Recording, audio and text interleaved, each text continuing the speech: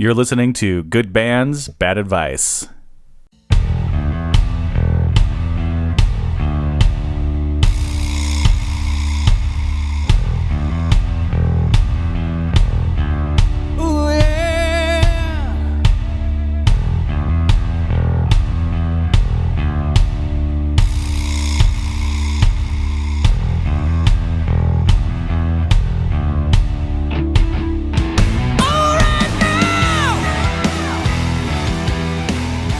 Hi, everybody.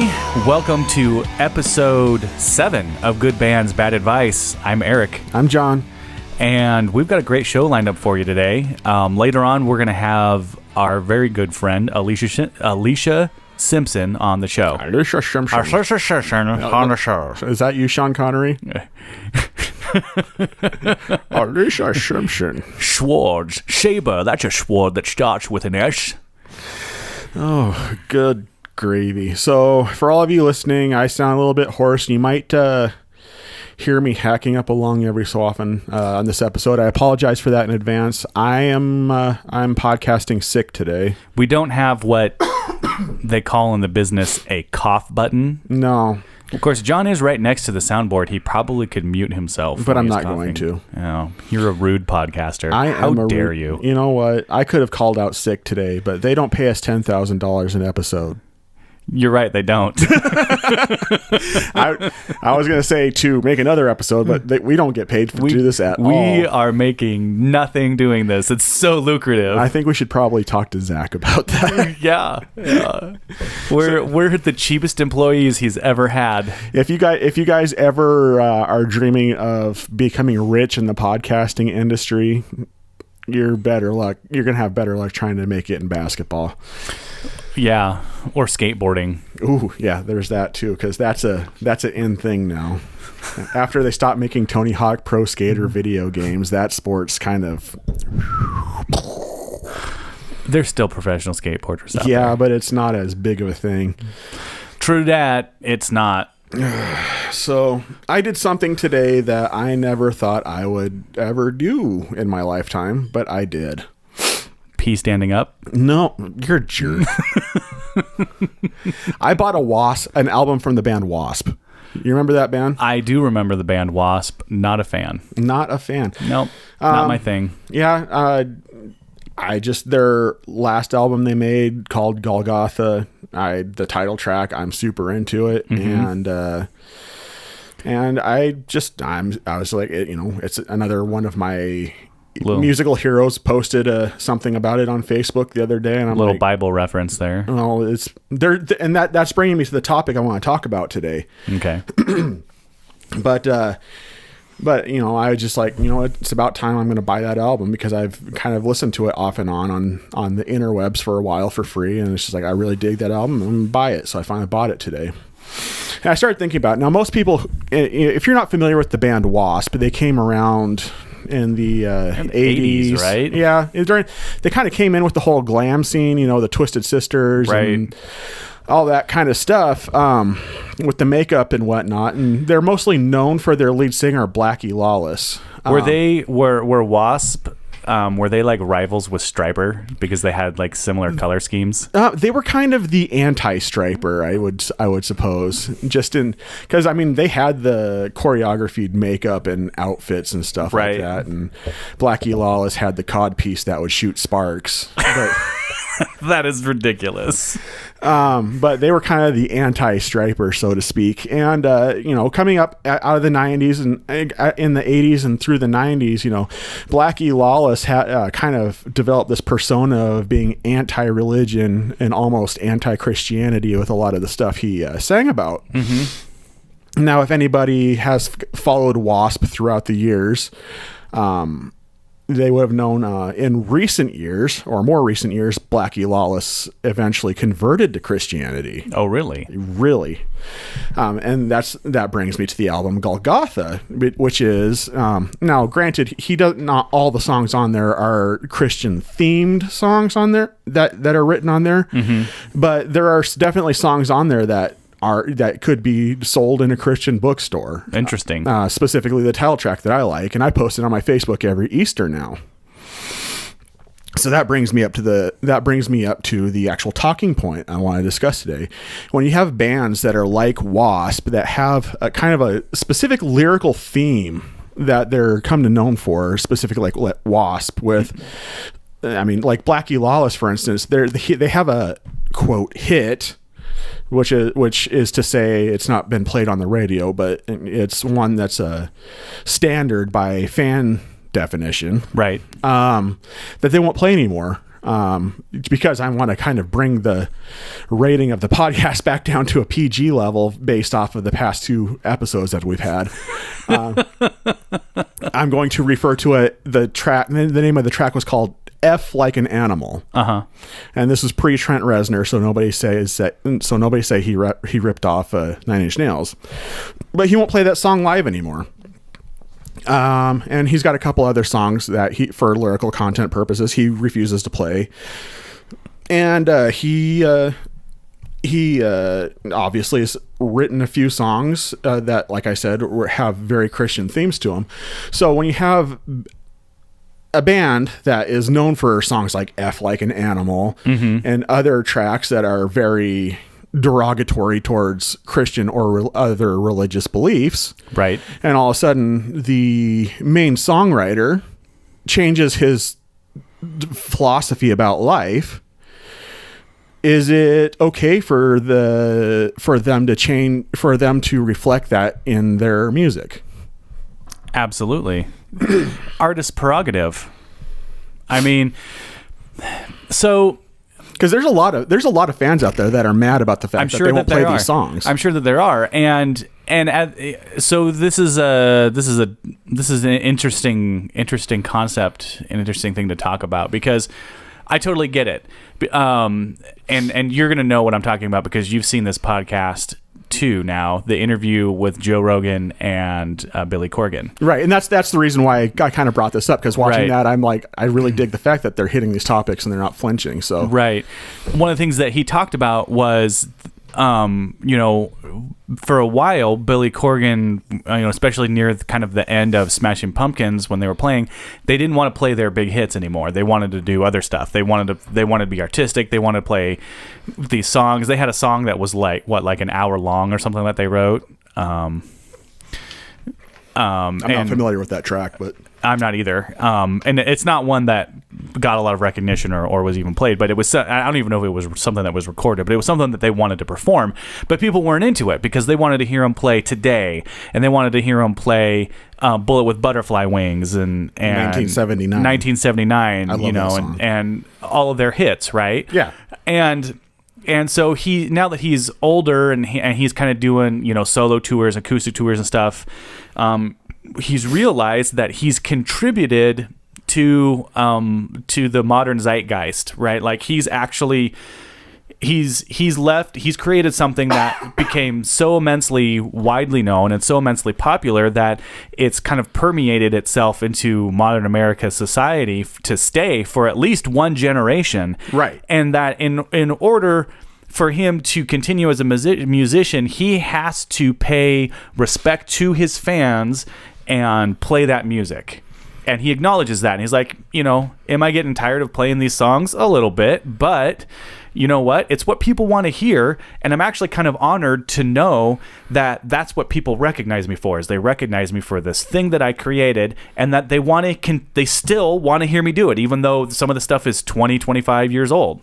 Right. So from the fan perspective, they absolutely have a right to be upset with I'm sorry, what's his name? Blackie Lawless. Blackie Lawless, thank you. They have a right to be upset with him to not play these songs that they want to hear. However, that's his intellectual property. Right. And he absolutely, as the artist, has the right to refuse to play that music because he has a moral or philosophical objection to something that he wrote 20 plus years ago. And so good on him for sticking to his guns and saying, you know what? that's who I was, but it's not who I am anymore. It doesn't reflect my beliefs, and those things that I used to sing about and believe in my mind are morally repugnant, and I no longer want to spread that message because it's wrong. And you have to, I think as an artist, you have to come to terms with that philosophy and say, you know what, I don't believe that anymore. That song is not reflective of me anymore, and I don't want to propagate that message. And if it means that I take a hit in the pocketbook because of it, then so be it. But you have to decide what's more important at that point, making money or sticking to your convictions. Yeah, and I know this has come back to bite other artists as well. Like, say, for instance, Dave Mustaine from Megadeth. Mm-hmm. They have a song called "The Conjuring," which Dave Mustaine will tell you it contains an actual incantation to conjure whatever within it, and he refuses to play it. Mm-hmm. For that specific reason, because he is a convert. I mean, and this goes beyond just, you know, I'm not trying to be Christian specific with this. It's just, I just bought the CD today, so that's what brought it to mind. But I mean, there's other artists that this has become reflective with, like, say, for instance, Cat Stevens. Right. He converted to Islam, and he changed his name to Yusuf Islam. Mm-hmm. And he has, you know, it's also reflected in his music, and there's a lot of fans. Now, is it unreasonable now that because there's fans that don't listen to him anymore because they don't want to go on that journey with him? Is it so? It's understandable from the artist's standpoint, mm-hmm. To change what they're doing to reflect their perspective. I mean, obviously, because art's created from a specific perspective of the artist. But is it unreasonable then for, say, for instance, the fans to reject the ongoing artwork from that artist because of that change because of that philosophical shift? I don't think so at all. I think it's completely reasonable, and I think that it is indicative and what's beautiful about the free market. Such as we have the quote-unquote free market today. It's not really a free market, but it's kind of a free market. But that is what you just expressed is the very definition of the free market economy. And it's the difficult thing about art, because art is subjective. And, once the art is created, it's out there for people to love and to hate. And people's opinions on subjects change over time. And so art that was created 25 years ago or 35 years ago or 45 years ago, the message that's in that musical art, in that poetry, in those lyrics, it may not resonate and may not be relevant with people living today, because musical trends change, or because the song was created about an event that was happening and was relevant during that time, like songs that were written during the Vietnam War. Some of those songs, while they're anti-war songs, they don't, in a lot of ways, they don't bear as much strength or as much resonance with today's society as they did during that time. Right. And then there's a third, kind of like a third perspective on this here, because I mean, you got people like Blackie Lawless or Bob Dylan who mm-hmm. start changing their lyrical themes after they've had the philosophical shift, and then you've got people like say, for instance, Dave Mustaine, who they don't necessarily change their themes of what they're doing, mm-hmm. but they kind of change how they present themselves. So it's kind of like one of those, I'm still going to kind of do, but there's going to be certain songs I won't play, but I'm not going to change what, the lyrical content or the lyrical philosophy that I've really set up for my craft. Right. But then you got the people who don't change at all. Like, say, for instance, Alice Cooper. Yeah. Who is also someone who's had a famous religious conversion within the media. And he has his conversion. His conversion happened. I don't know that he really ever converted, because if you listen to him talk, at least the way that I understand it, and I could be completely wrong in this, but the beliefs that he's pretty much always had. And Alice Cooper was created to be a villain. Right. Like, it's a persona. It's his stage persona is not who he is. The music that he writes is not indicative of what he actually believes. It's written from a villain's point of view. And he's talked about this and stated that, every time that he goes on stage as Alice Cooper, he dies because evil always loses in his mind, and good should always triumph over evil. Right. But I mean, as far as he's concerned, because I maybe the word conversion isn't necessarily the right thing, but ever since he started to own that philosophy, so to speak, because there was talk about it publicly. Well, because I've seen a lot of interviews with him, and he's just like, it wasn't until after he was in rehab that he started taking it seriously. Okay. And so, he doesn't necessarily write the same song to the certain extent, to the same degree of whatever it was that he used to write. I'm at a loss for words of how to kind of describe it, but people who are familiar with his work understand what I'm saying. But he doesn't necessarily exclude anything from what he's willing to do. Like he'll still play. He has no problems playing the song from his $1 Billion Babies album, the song "Raped and Freezing," or "I Love the Dead," which is all about necrophilia. Tasty subject. Yeah. So, I mean, he doesn't have an issue with that. Now, it may be because... Super family friendly. Well, it's Alice. There's a reason why Alice Cooper wasn't accepted by, middle-class Christian America back in the 70s and early 80s. I mean... But I mean, so there's that too, where it's just like, he doesn't change his lyrical philosophy or necessarily what he's willing to put forward live. So there's a few different ways you can approach it there. And actually there's a fourth way as well. I did read in interviews, where, Tom Ayara from Slayer, I'm sure you're familiar with who I'm referring to. Yes. Slayer. He has come forward and say in recent times as well, and he converted to Catholicism. If I shout Slayer, is it just two guys having a podcast now? Oh God, let's not go there. For all the fans of Brian Posehn out there, you understand what we're talking about. Everybody else, I'm not going to explain it. But anyway, you're a jerk. I'm sorry. You derailed this conversation on purpose. Every time I hear the word Slayer now, I think of Brian Posehn has ruined that joke for me, or has ruined Slayer for me with that joke forever. Just always.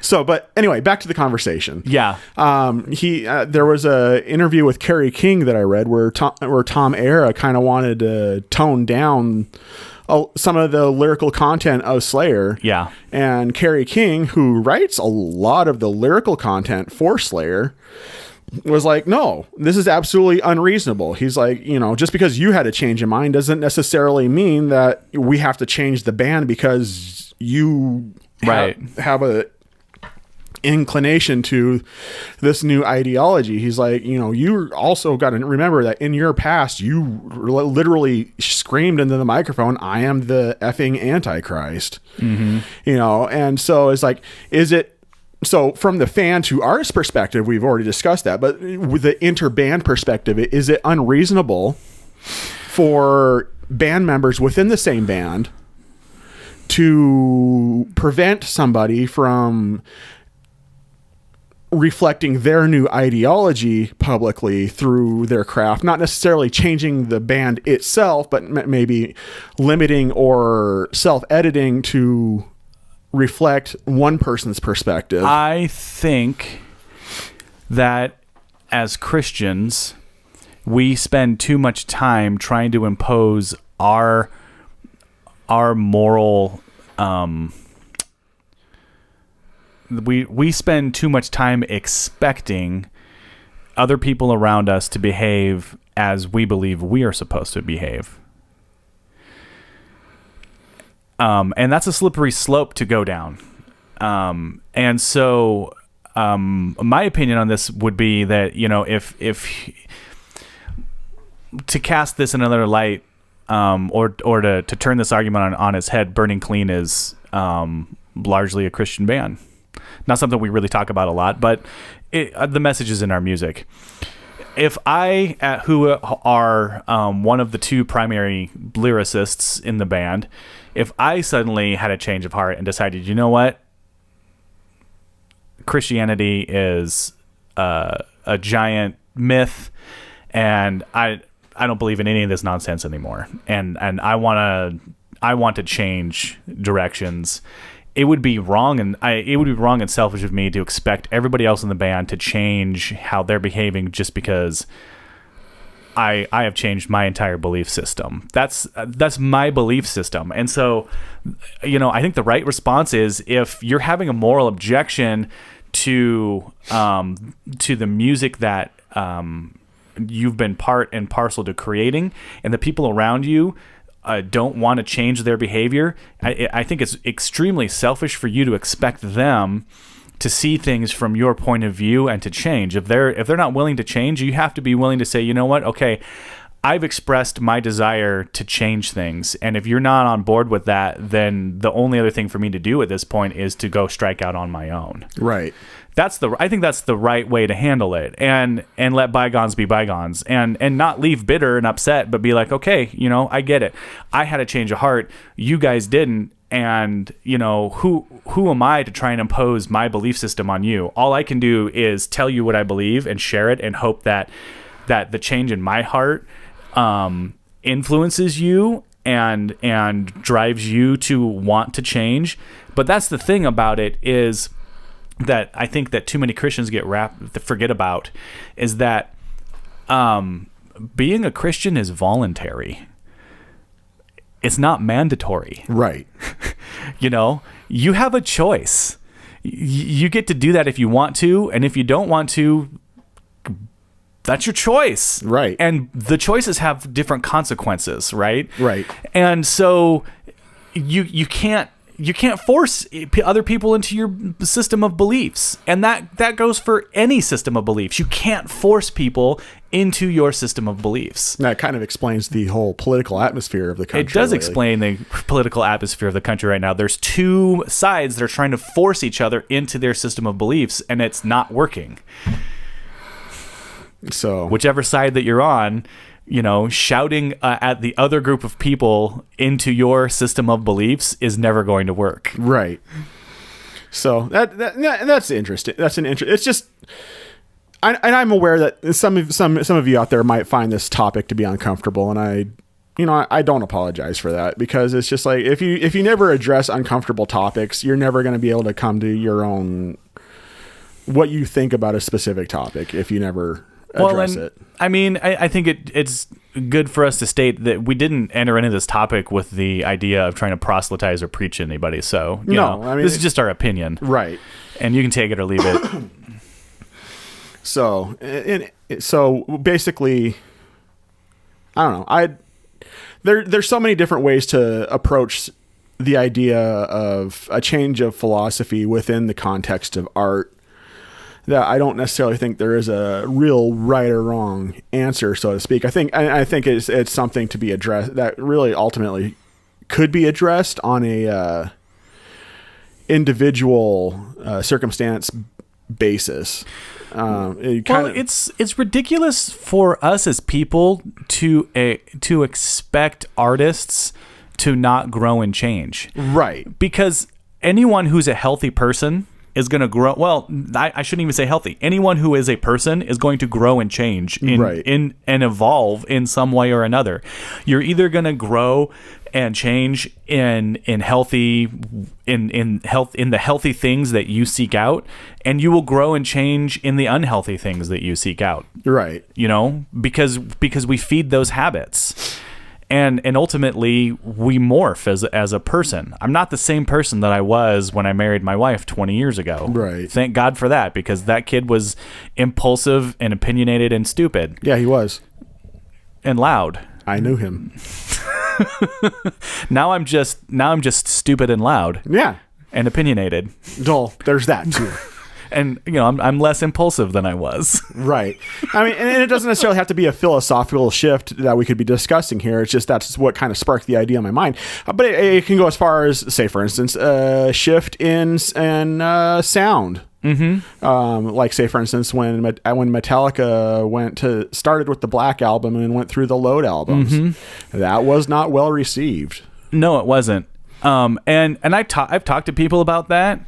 And I recognized it in high school when it was happening. And I looked at them and I said, guess what, guys? Because a lot of my friends were big Metallica fans and I wasn't. And I said, you guys, do you know what happened? And they're like, what? I was like, Metallica got old. And they're like, what? Like, they grew up, you guys. They got tired of playing the same 4 rhythms on their guitars and the same 4 chords, and they decided to try and do something else as musicians, because I knew at that point, because I'd been playing piano since I was 10 years old, you get tired of doing the same thing over and over and over and over again. Right. You know, they're like, let's try to do something else. And so they started to stretch and grow as musicians, and their music changed. Right. And that's going to... All bands do that. And all artists do that. I'll go on record as saying I embraced the whole tonal shift of Metallica when they did that. You know, even when they made Saint Anger, which is a god awful album, that, you know, I still embraced it as saying, yeah, they're kind of trying to put their feelers out there and do something else. Right. And I don't blame them for that, because when they tried to go back to the whole thrash scene with their album Death Magnetic, it really wasn't that great. I mean, yeah, they were doing the whole extended proggy thrash like we all knew them back in, like, say, for instance, Ride the Lightning or Master of Puppets, but it sounded very stale. Right. You know? And then they made well, and it sounded stale because it was. Right. Because they were trying to be who they were when they were, you know, 18, 19-year-old kids, and they're not those guys anymore. Right. And then they made Hardwired to Self-Destruct, which is their most recent album. I personally enjoyed that album, and I felt like they said, okay, let's incorporate that real thrashy element with the whole blues metal element that we were doing during Load, and kind of take it and put it together and meld it. And I heart that album. Like, you know, that, I know that sounds really stupid to say, but that album, it was even dumber to watch you do it, because you actually made a little heart symbol on your chest. I'm sorry, that it was great radio. Slayer! Yeah. There. It's all okay now. But no, I really dig that album, especially the song Now That We're Dead. Because it felt the most genuine. It felt the most realistic. Like, it wasn't, they weren't trying to do what the people wanted. They weren't trying. It was just like, hey, this is us taking a look at everything we've done and just kind of culminating it together, and we're at peace with it. And so that, you know, so I guess where I stand on the whole, are artists allowed to change philosophically or musically? I think, yeah, it's okay to incorporate the new with the old. I think that makes sense. I think artists are allowed to change, and they should be allowed to change. But the difficult part is from the artist, because the problem is because there's an exchange here, right? Which we've talked about earlier. You know, when someone buys your album, essentially they're investing in you, right? And they're saying I want to own this piece of you. And as artists, if you're being a legitimate, true artist that's creating their own music and writing their own music and selling their own music, that is a piece of you that you're putting out there for people to either accept or reject. And that's a difficult thing, because you're being vulnerable, right? Right. And so it's hard as an artist when you reach a point where you're like, music that I wrote and performed all these years ago, because you always want to write something that moves you as an artist, right? You know, you want to write something that's not only interesting to other people, but something that's interesting to you, right? Otherwise you're just a music factory, you know, and you're just cranking out stuff. Would they be a CNC music factory? Maybe. Everybody dance now. You're fired. But you know, otherwise you're just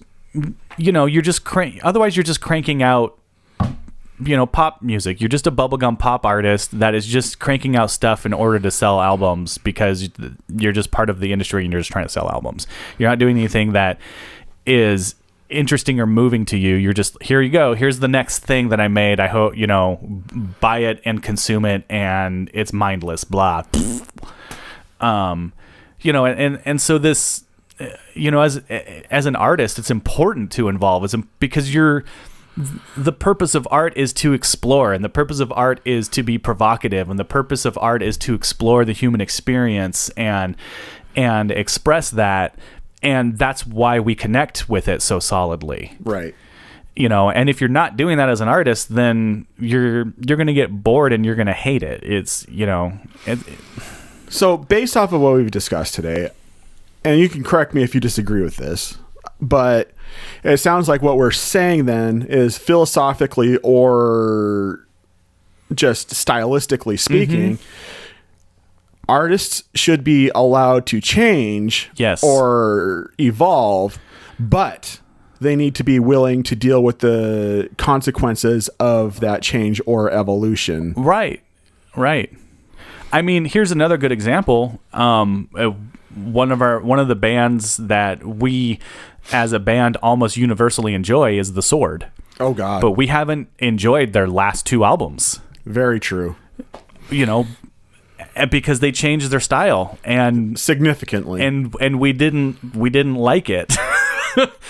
And so the double standard now exists. So like, we liked your old stuff. Do more stuff like your old stuff. Don't change. But you changed, and you're an artist, and you should be allowed to change. But stop it. I won't necessarily say stop it, because I never want a band to make a part 2 to their albums. Right. That's just stupid. You don't want a band to ever make a Reloaded. Reload was a bad album. And that's not just for stylistically. The songs were just bad on there. You could tell that they were creatively bankrupt when they made a song called Unforgiven 2. Songs don't get sequels. I don't care what you say. But I digress. God, you derailed me so hard. I'm trying to figure out where I left off at. You were talking about how bands should be allowed to grow and change. Right. But back to The Sword, though, because I don't want them to make Warp Riders Part 2 or Apocryphon Part 2. I want them to make the next step in the evolution. And I think what the disappointment was, what I perceived that evolution to be was not the same direction that they went. Right. And they may have evolved as artists in a different direction than what I was expecting. Now, is that to say that they're not allowed to do that? By no means.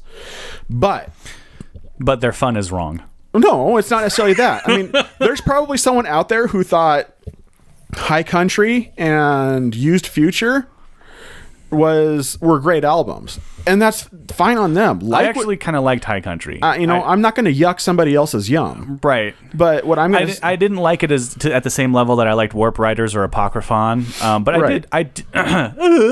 Apparently, I'm going through puberty at the ripe age of 40. I did actually kind of like High Country. I thought they did some really cool stuff on that album. I haven't listened to Used Future. Don't, but. But, and if someone else out there likes it, that's fine. I'm not going to say that they're wrong for liking it. I'm going to say that I did not enjoy The Shift. It is not what I wanted to listen to from The Sword. When I think of The Sword, I have a very specific sound in mind. Yeah. And it changed from, the first album to Apocryphon, for what we would consider the good albums. Like I came in on their second album, which was before Warped Riders, and or the song How Heavy the Axe. Right. Their second album was the Norse themed one, right? I think so. They were Norse for both of them. The first album had Freya on it. Right. But it doesn't matter. They were a lot more heavily Norse themed than Warp Riders. And then even on Warp Riders, they kind of got a little bit more straightforward and less proggy. Yeah. The production definitely got better. And they went with the whole sci-fi theme on there, which was a huge departure from their first 2 albums. Right. And it was a glorious album. It was really cool. And then they went back to the whole sword and sorcery theme for Apocryphon, and they reincorporated a lot of the proggy, but they incorporated some doom in there, and that was like, oh my gosh, that's a great album. So when they went to High Country and Used Future and they sounded like a Kiss knockoff band, I was disappointed because but the evolution was there through the whole was there through the whole entire process. Right. It's just it went a different direction than what I was expecting, and what came out of that wasn't necessarily what I wanted. Well, and the other side of that too could also be who they chose as a producer. I mean, once you get to the point where you have someone else producing your albums, and we know this from the project we've been working on, the producer will affect and will change the sound of the album and the sound of the music. From that perspective, I could say if I didn't know what I know, I would say that could be a possibility. But when they made High Country, I read enough interviews with JD, their lead singer, and Kyle Shutt, their guitarist, to know that they specifically said, we wanted to write something completely different than what we were doing because we don't relate to that music that we were playing anymore, because that's not really what we listen to anymore. Right. And so it was just a matter of that they evolved as artists. And it was at that point where I had to say, I can't go on this ride with you anymore. I enjoyed what you did. Yeah. And I appreciate what you did. I'm not going to call them sellouts or anything along those lines, but cause I'm not going to do that. I think, like I said, I think everybody should have the ability to do when it comes to their art to utilize their craft in any way they see fit. Mm-hmm. However, I'm not obligated as a fan because I enjoyed their previous works. I'm not obligated to say to. I think what we're saying is we don't want artists to sell out, but we as fans shouldn't be expected to sell out either. Right. So artists should be able to do what they do. People should be able to enjoy what they enjoy. Right. I, as a fan, don't like the 2 new Sword albums. I don't have to. I appreciate the Sword for their first 4, and that's okay. Mm-hmm. If someone else out there likes their last 2 albums, they're welcome to do it. I don't understand it, but they're welcome to do it. Well, I think we've sufficiently beaten this horse into the ground. Should we dispense some advice upon unsuspecting citizens? Yes, let's dispense some advice amongst unsuspecting citizens. The following advice is for entertainment only, so don't do it. Okay. It's time to give some people some bad advice. All right, I got my unwisdom ready for that. Excellent. Do you want to give the email address out? All right, so if any of you out there want to ask us questions, real, fake, or otherwise, feel free to shoot us an email at goodbandsbadadvice@gmail.com. It's all one word, goodbandsbadadvice @gmail.com. It's spelled just like it sounds. Exactly. And we would be more than willing to read your stuff on here and tell you how to screw up your life. Absolutely. Also, if you want to get your band onto the show, you can send in, you can contact us at that email address as well. Yeah. And then we have a few in the pipeline right now who have submitted themselves that way. Yep. So sure do. All right.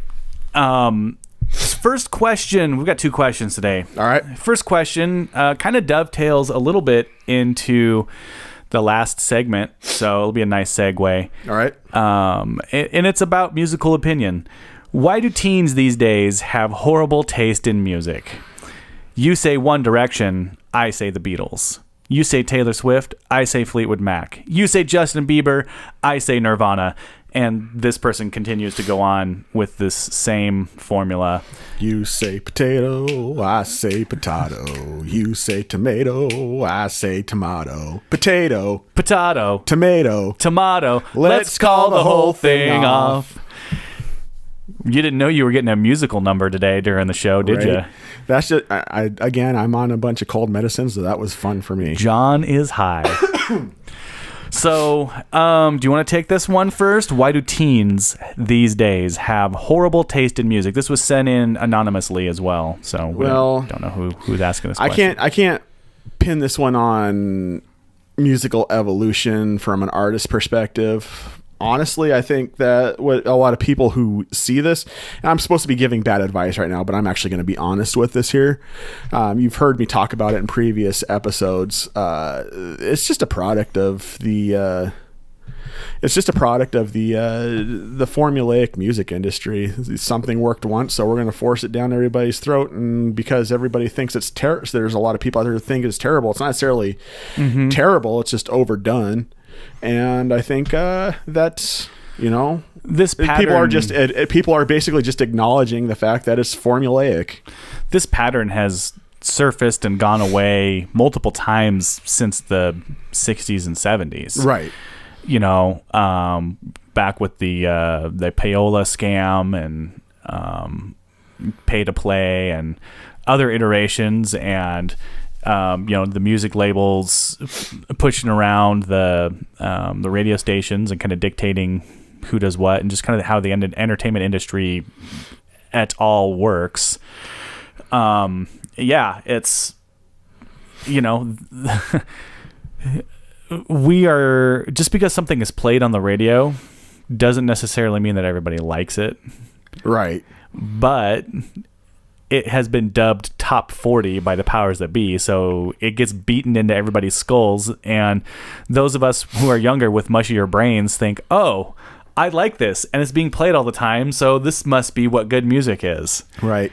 So, but to slip back, okay, now let's all slip back into bad advice mode here.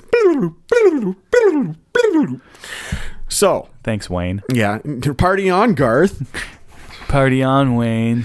Oh, how many copyright infringements can we hit in this episode? I don't know, but I don't care because I don't have any money, so I'm not going to pay for any of it. Screw you, Hollywood. Yeah. So, to get back to the bad advice, though, I will say good on you for your decision to completely demean the people you're trying to proselytize for the good music. I think that's the best way to go about explaining to people. It's a good way to reach the masses. Yeah, that's the best way to explain to people that their decisions suck, is flat out going in their face and say, hey, your decisions suck. Mm-hmm.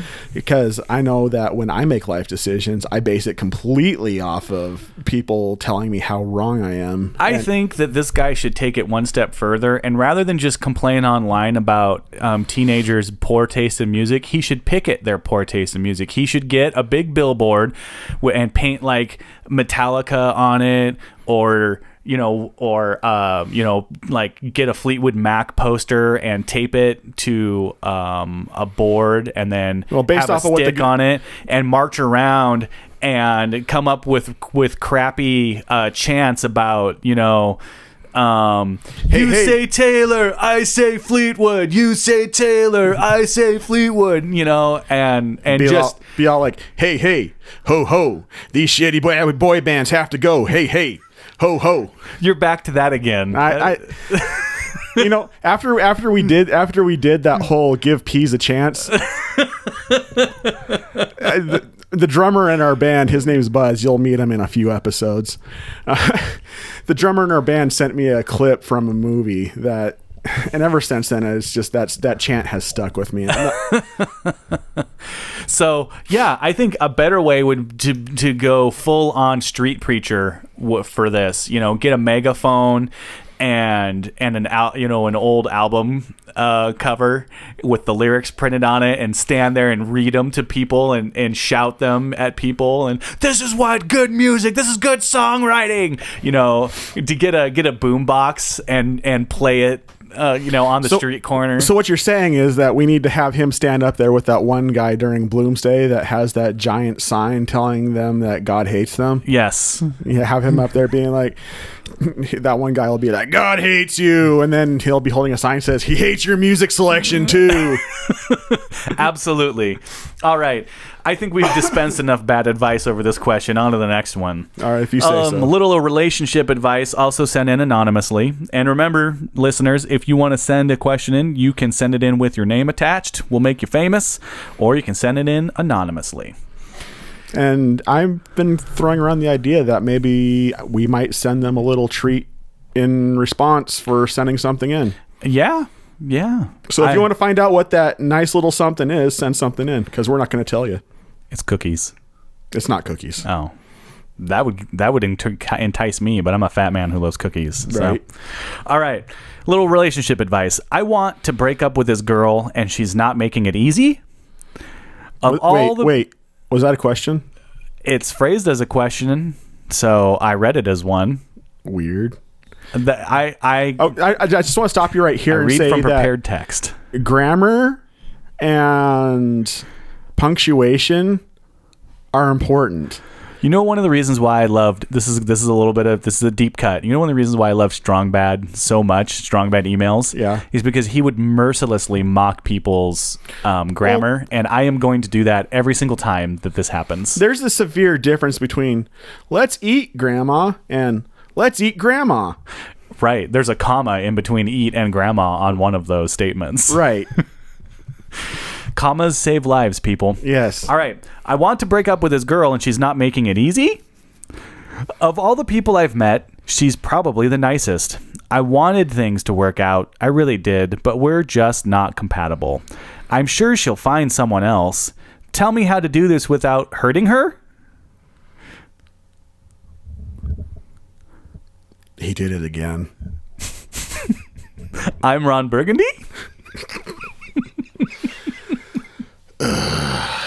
Well, I'm beginning to understand why you're having issues trying to figure out how to do this, because the use of a question mark is vastly out of your comprehension of use appropriately. So It kills me every time. I love it. I've always been a fan of the Band-Aid method. However, in this modern day and age of technology, the Band-Aid method, are you talking about making a giant cause album and donating the proceeds to her as a person, like Band-Aid? No. Maybe sing Free the World? Make it a better place. Right? No. And let's heal the world. Heal the world. Whatever. He's trying to get free of this girl. Make it a better place. No. I was going to say that in this modern day and age of technology, the best method for breaking up with her is a text message followed quickly by a picture of your middle finger. That'll do it. That'll rip that Band-Aid right off. Yeah. It gets the point straight across. I don't want to see you anymore. Selfie, middle finger, hit send. There's other ways you can do it too.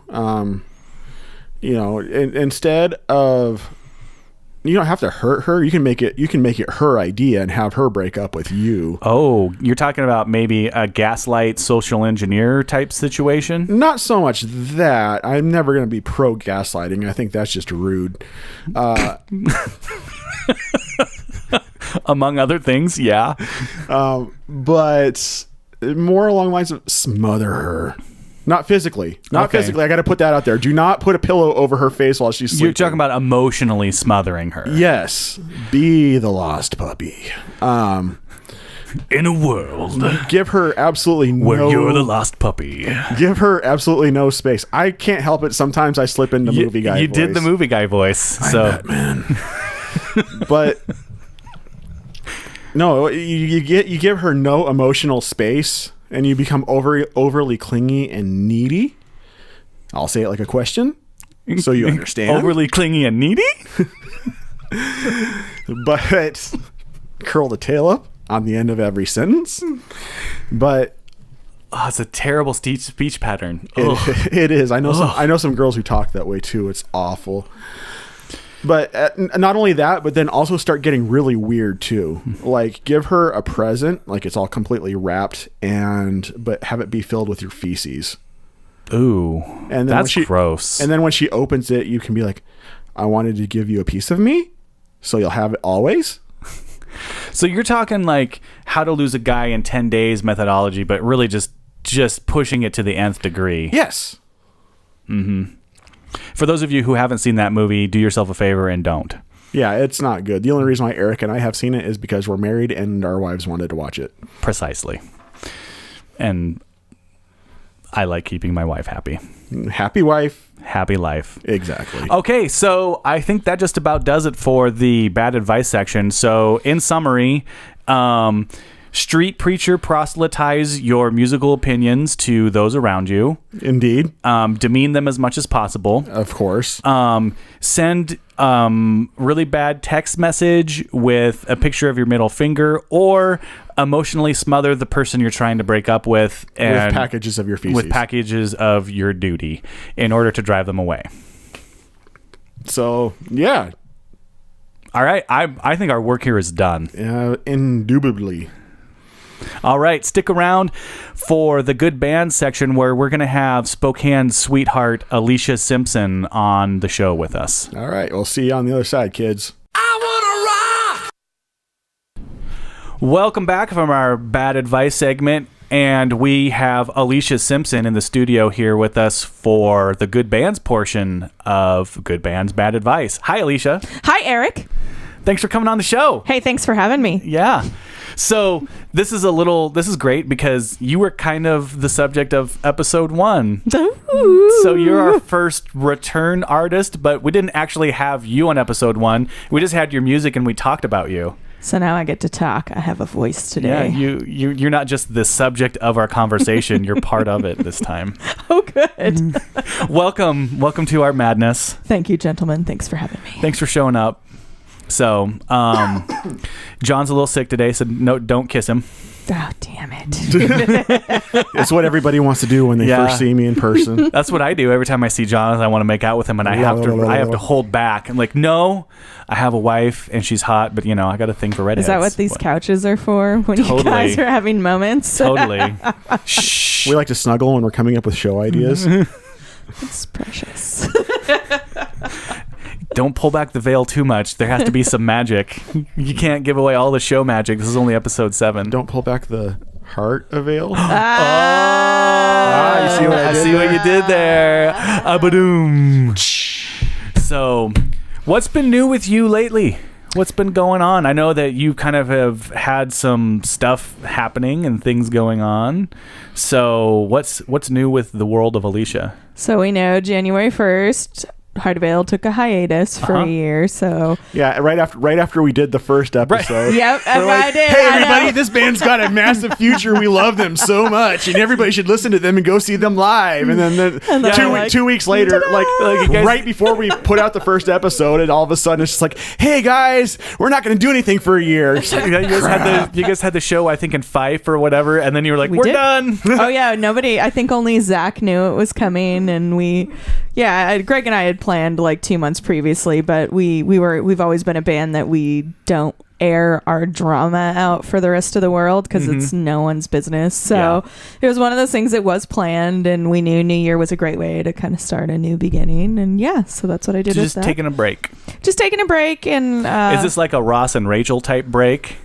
Like we needed a. You said we were on a break. Yeah, we all kind of needed our own separate you just need things. your own space. Yeah, so Mick's like doing his party bus, and Greg's working with some other musicians, and I'm kind of working with whoever right now and doing my own solo thing. And you heard it here first. Aleisha Simpson's on the open market, musicians. I am. So if you need a good female vocalist, I am willing to lend my vocals to you. So, and then I'm also working on a business venture right now, so that's in the works. Awesome. Is this a top secret business venture? No, I'll talk to you about it. I'm working on opening a tiny house music cafe right now, so it's always been my dream to get to know musicians and then bring them in and have my own venue. And so I'm going to start small and do a little tiny house music cafe. Cool. And so that's kind of what I've been working on. Excellent.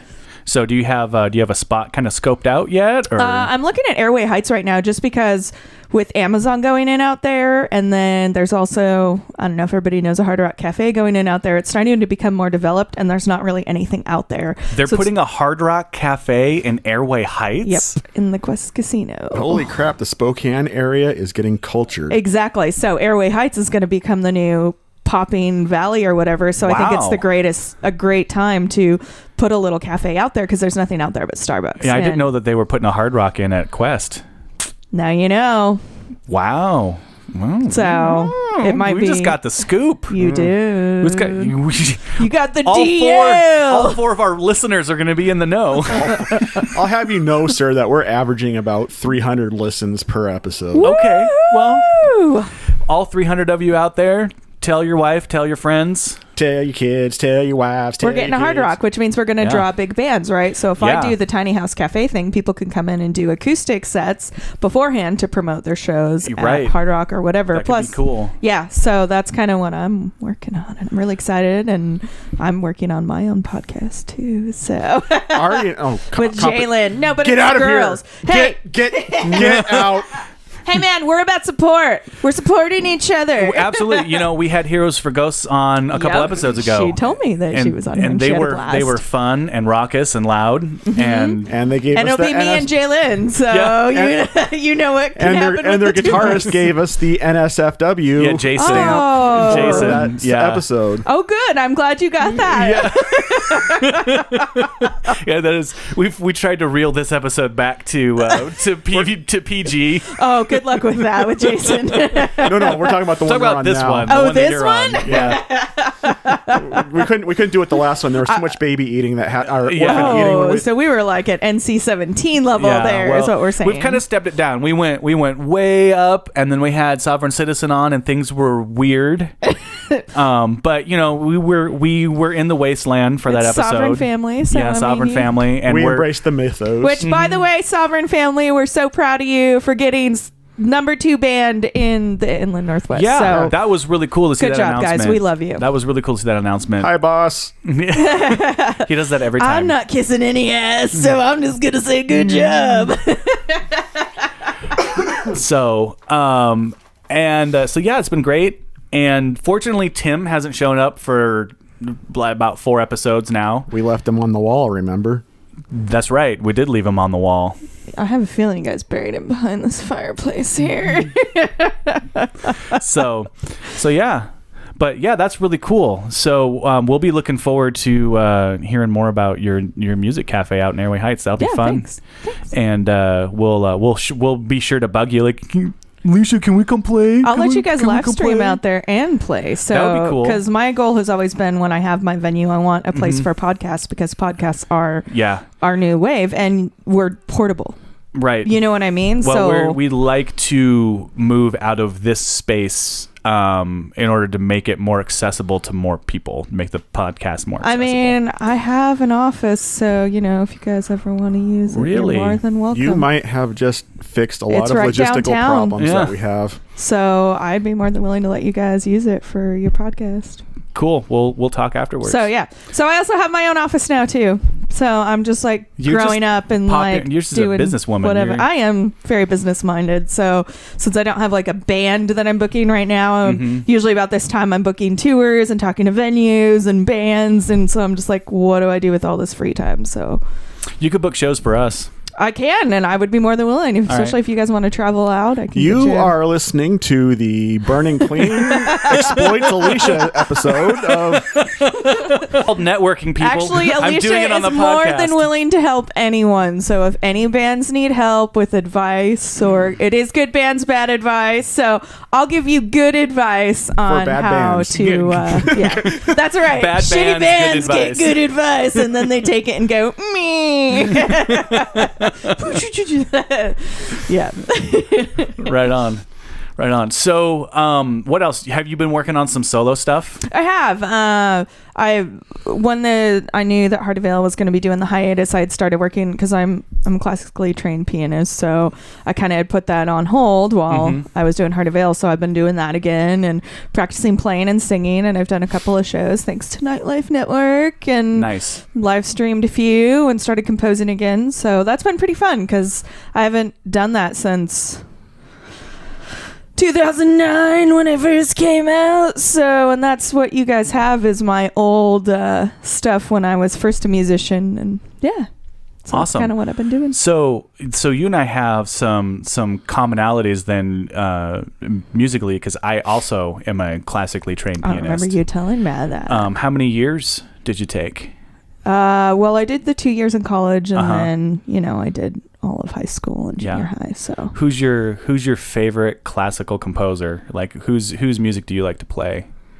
I like Beethoven a lot. That is the right answer. That is Beethoven and Chopin are my two favorites. But oh my god, my hands are too small Tchaikovsky, to play. I love, but Tchaikovsky's that's really good. hard to play. So Yeah. Jerry could do it, and that's I don't think I can. Right on. But yeah, I have the problem of my hands are too small. I got short, stubby Mine Italian too. hands. I So can reach an octave and a note, so I Yep. can reach 9 notes. And so when you're like have these 2 octave that you're supposed to stretch your hand, Right. like, but I'm not very big. Yeah, like Rachmaninoff Yeah. and Chopin and stuff, and you're like seriously, guys? I have to drop notes. Like I find that if I want to get like a range, I have to drop some notes because I can't hit all of them. There's just no way. So And John's like, As a guitarist, this is like, I felt like I'm watching Charlie Brown's teacher teaching class right he's now. like, wah, wah, wah, wah. I'm it like, blurs. I'm like, I can stretch my fingers across 7 frets. What does that mean? Well, now you know how I feel when all of you guitarists are like, and 12th fret, blah, blah, blah, 9th fret, blah, blah, blah, E string, blah, blah, blah. All I like, hear is whee. like, and then you have to do the meedly with the tweedly and meedly, tweedly, meedly. And I'm like, I don't know what you're talking about. My favorite So. is the drummers when the drummers talk. Like, this is like a foreign language Oh, to yeah, me well- right now. It's like listening to math. Someone explain algebra or whatever. Like, meh. Right, because drummers talk in Their own sounds. world, man. Yeah, they're like it's like, yeah. and then you do the boom kaka raka chaka. It's like, What did you just say? John's over here like, what the hell? It's the Boots and Cats beat. Boots and cats and boots and cats and boots and cats and boots and cats. so much shade for all of the drummers. The drummers can have. We all love the shade. drummers. We do. Unless they want to do a punk rock beat, then it's the Boot Cat Booty Cat.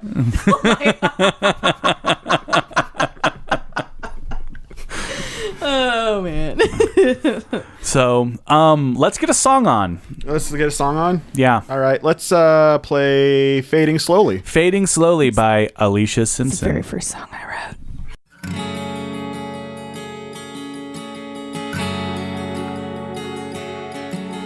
Light fades, mystery gone.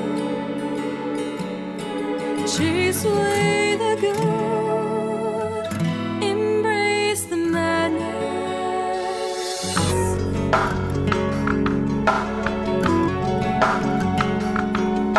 Nowhere left to run, I'm on my own. Found a piece of hope. What a lie! The tears want to flow. Don't wanna let them go. Stop the pain. I hate this game. Want to believe, can no longer try. You got me down, then left me here to chase away the good, embrace the madness.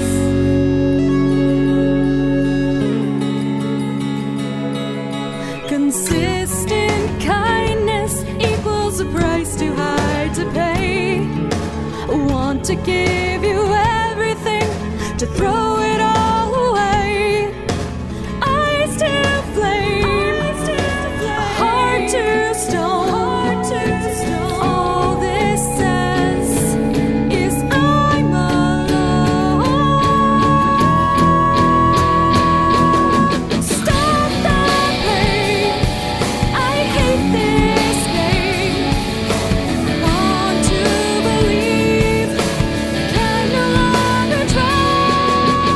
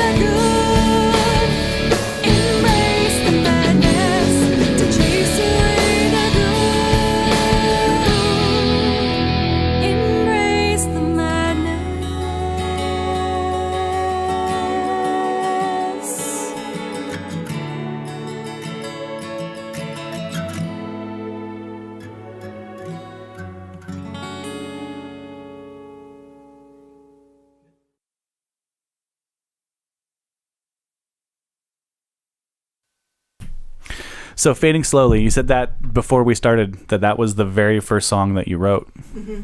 And so kind of let's talk about it. Okay, so I've been doing music. You guys know this since I was like little. And I started out doing jazz, and that's kind of what I grew up on. And later on in college, did rock and whatever, but I just couldn't write my own music. I was struggling with, like, I learned all this theory and crap, and you had to write music for that, but I just couldn't find lyrics to go with my music. And Fading Slowly was actually a poem that I had written at work, just sitting there, like, writing out stuff. And then it's like, I bet I can make this a song. And so I kind of broke apart the poem into what a song structure would be, and then presented it to this guy I was working with recording, and yeah, it turned into a pretty cool song. And it, like, so before I played live, I was actually doing radio interviews before I even like played live shows. So that was how I did it to promote myself and get my music out there. And yeah, it made #1 charts and stuff. So that was cool. So it was an encouragement that I should still do it. Yeah. That's some nice affirmation when you're like, hey, I made a thing. And then it blows up. It blows up. I was like, oh, well, I guess I chose the right path then. So. So, historical question. So we're kind of talking about how when you first started with you started out as a solo artist. At what point did you meet Greg and then make the decision, hey, this should be a thing? Because I know when Heart of Vale first started, it was actually just Aleisha and Greg. Yeah, I think when you guys met us, that was our name, and everyone thought we and were like some country band. and we were under another name that we will not discuss because we do not want you to find said album. So I got out of college and graduated in 2006, started composing and was doing the acoustic thing. And then I kind of hooked up with a few guitarists, but we know that musicians are flaky. And then I met Greg in 2009 from another musician I was working with. And we decided to kind of, because Greg was doing his like big ass symphonic crap, and then I was doing my acoustic solo stuff, and we're like, well, we should try to collaborate because we both have like this classical sound. And then in 2000, well, when we met you guys, because it was at the Hop, we did our first show at the Knitting Factory with. We did the first show we played with you music guys. That shall not be named. It was 2014. It was the Hop. 2013. It was the Hop. Because we were in the Battle of the Bands. First. Yeah, so to play at the Knit. then, right? Yeah. It was about then. We were still with our original drummer. Yeah. So that's when we got approached by Gorillaz, and Greg and I were still kind of doing the duet thing. And we're like, do you guys want to do this? So we're like, well, because I had played with other bands throughout the years during that time. Greg never wanted to commit to an actual band, and so then I just collectively took musicians from each band I was in before and put them in, and that's what you guys saw. That was the first band, was a member of each band I had been in. And I was curious about that too, because after that, I remember that, and you guys were a 5-piece when we played with you. Yeah, we had 2 guitarists and a bassist and a drummer and me. And then the next time we saw you, you were a 4-piece, and there was a bunch of people that weren't there, and I'm like, what happened? Yeah, do you remember each show we would have new members? I remember people. Aaron Torres commenting because nobody wanted to commit. The only people that wanted to commit. Every time that we saw you, it was always Aleisha, Greg, and 2 new people. And then it was Aleisha and Greg and 2 new people. Yeah, it was so frustrating. Like, we would get so frustrated because we'd spend all this time practicing, and we only had like 3 or 4 songs at that point, for them to play, and I just can't commit to this. And then we'd get someone else, and this is just too much work. I can't commit to this. And so we went through a lot of that over the years. Of, you guys understand? We've gone through our share. Musicians are freaking flakes. I never understood that. This is too much work. I can't commit to that. What did you think you were signing up for? Yeah, what did you think music was? Is it just like hose and pot and alcohol? That's not what it is, man. And then there's always the fun of trying to audition people. Oh God! I think we've exchanged stories of fun people. We have, but some of yours are some of our favorites. Yeah, well, we both have some interesting stories. We did talk about. I think we did bring up our favorite one with the GQ guy that. I think GQ guy and ping pong table guy are our two favorites to tell. Have we talked about it on the podcast? We have not talked about. Oh, let's share our Let's stories share of some shitty audition- band members. We have not talked about ping pong table guy on the podcast. Okay, well let's have some audition stories. Let's do All right, it. let's do it. You first. All right, so my favorite was when we were trying out a bassist before we met Mick, and that took so long, which was shocking because it's bass. It doesn't take that much to learn bass. And we Shots had this fired. guy No kidding. show Shots up. fired But at the really, bassist. I've had guitarists switch to bass. You know, it's one of the easier instruments to do. That it's not as... Anyway, so I'm just going to shut up before John shoots me. No, I'm literally, she's saying this, and me and Eric are backing away from the microphone like we're going to get hit through the microphone. I know.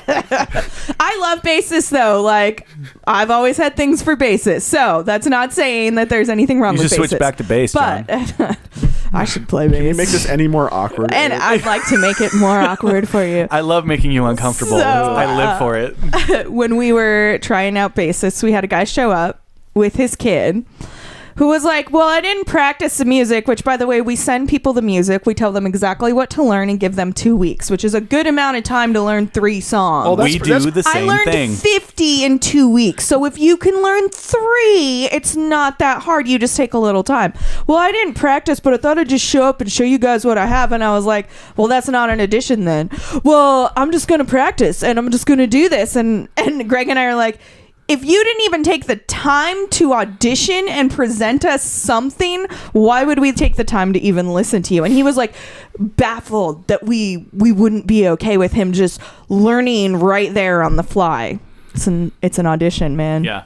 Well, it's like a job interview, right? Yeah. You know, and prepared. Everybody tells you go prepared to a job interview, do some research, find out about the company, find out about what they do, find out, you know, it's same thing with a band. If you're going to audition for a band and if they do you the courtesy of giving you their music, especially what we used to do is not only give tracks, we would give lead sheets. So you would know what the chords were. So you know what the chords were. So we're like, here's the music, here's lead sheets, listen to this, learn this, you've got 2 weeks, come in 2 weeks.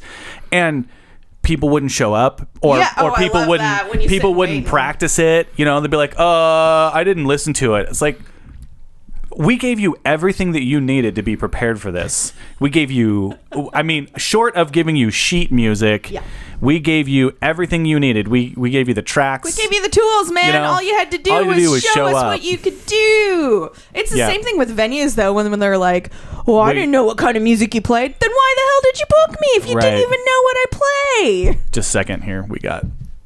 All right. So hopefully you didn't hear the doorbell ring. Sorry, we had a brief moment that we had to shut the mics off so you didn't hear a bunch of background noise. Secret's out. The studio's in my house. Ta-da!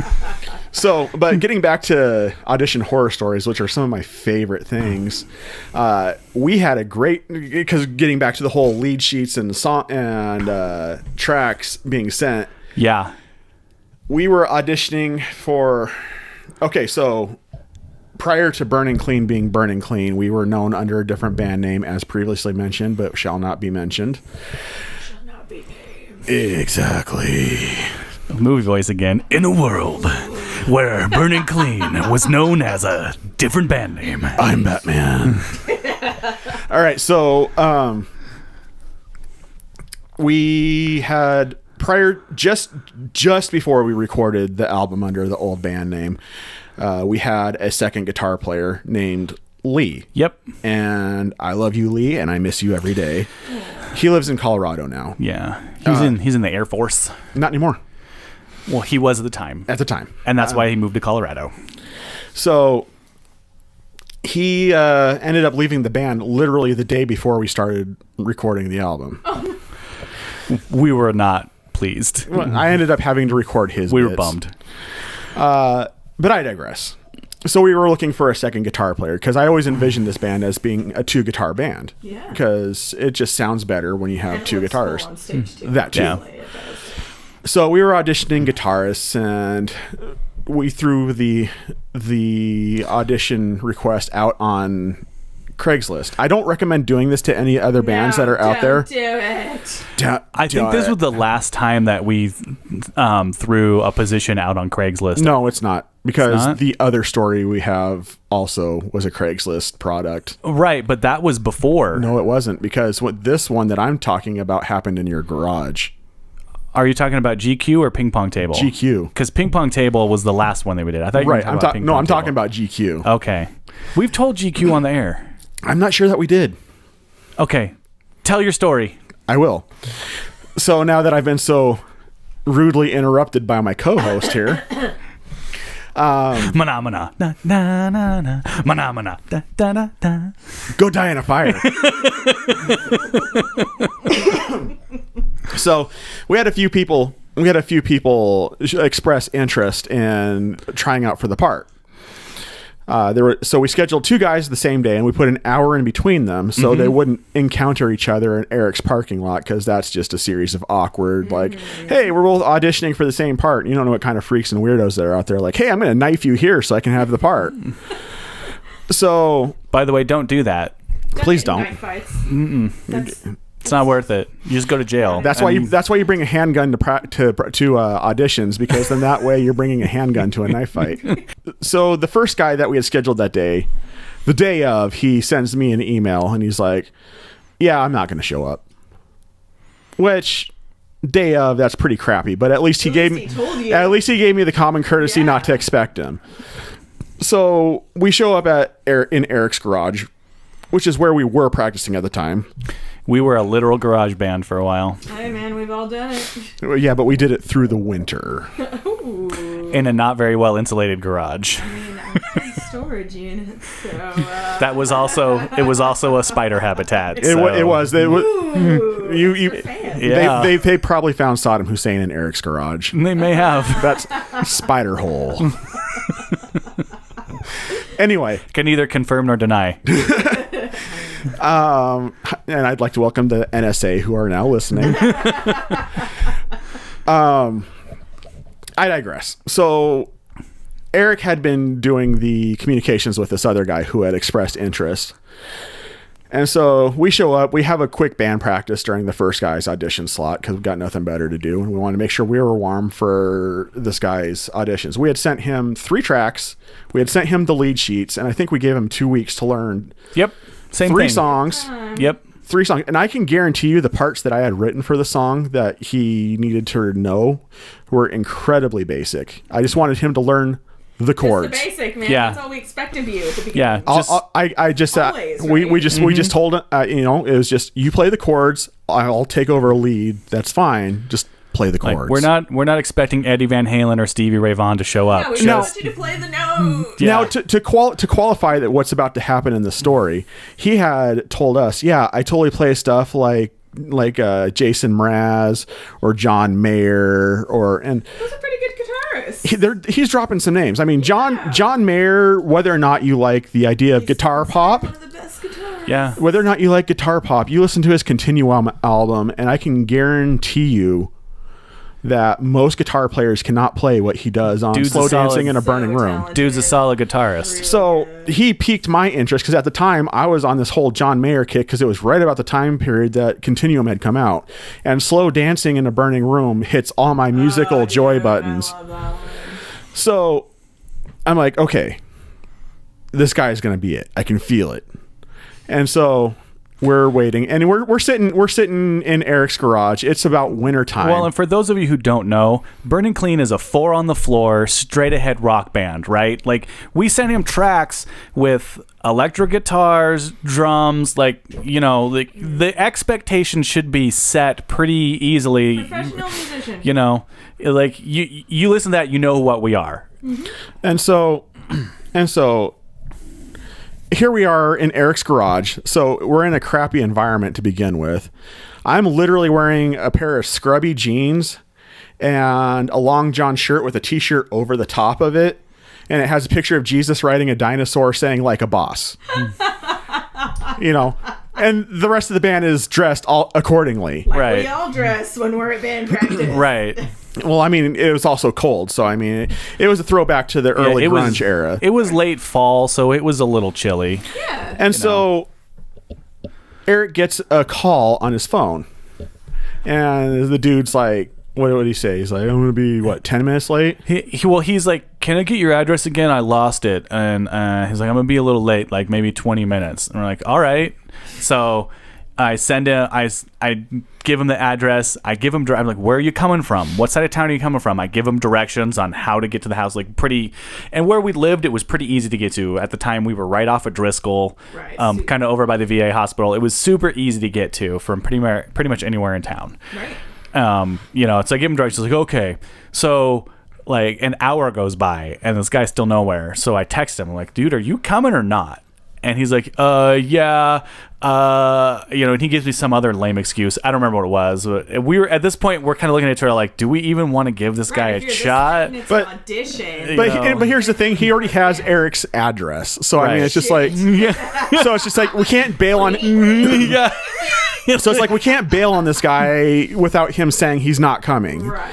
So we follow this. It cycles through about 2 more times. I mean, the guy I think was ended up being 3 hours late to the audition? 2 or 3 hours late. He was extremely late. So he shows up, and this guy's dressed up like he's going to be on the front cover of GQ. Yeah. Okay, I've told you how we're dressed up to the nines. I mean, he's got slacks on. He's got like a Gucci long sleeve shirt that's made of fine material, and he's got like loafers on, like long coat. This is really nice long coat.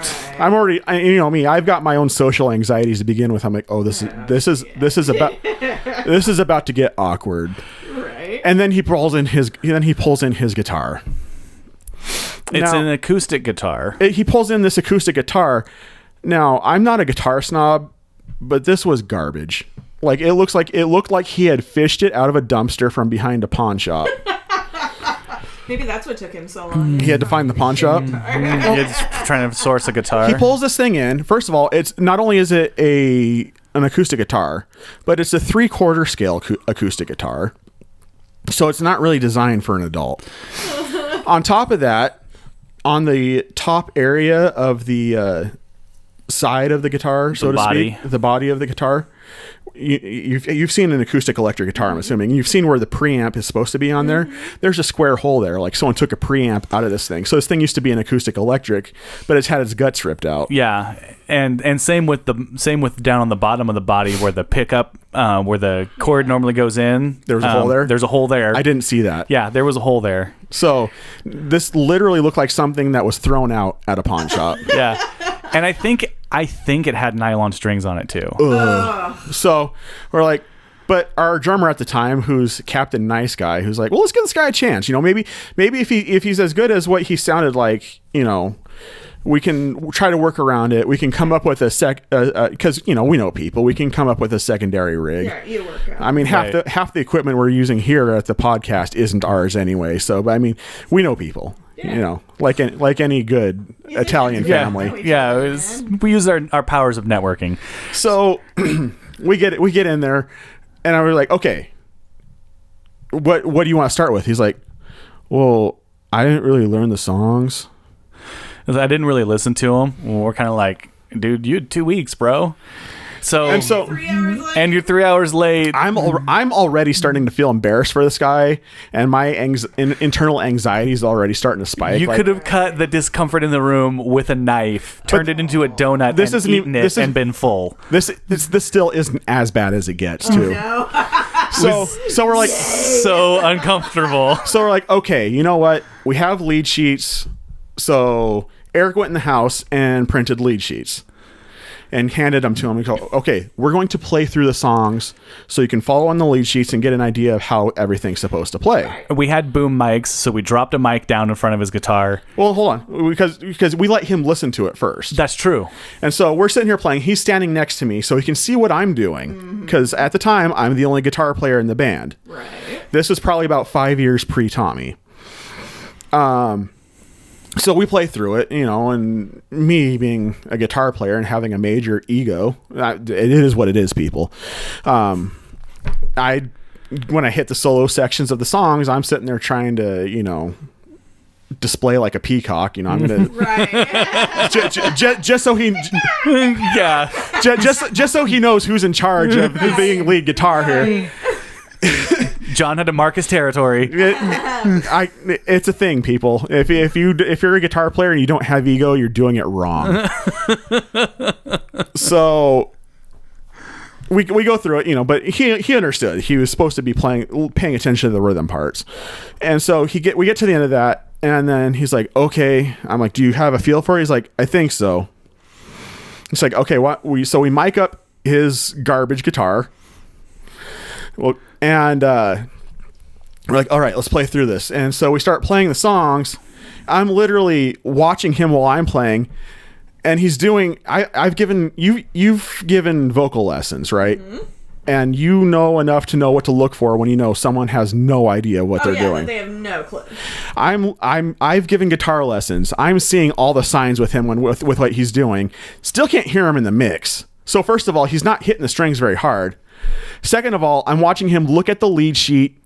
Then he looks down at his hand to form the chord, and he strums it 3 times to get to the end of the phrase. Then he does the same thing for the next chord, just dun dun dun dun.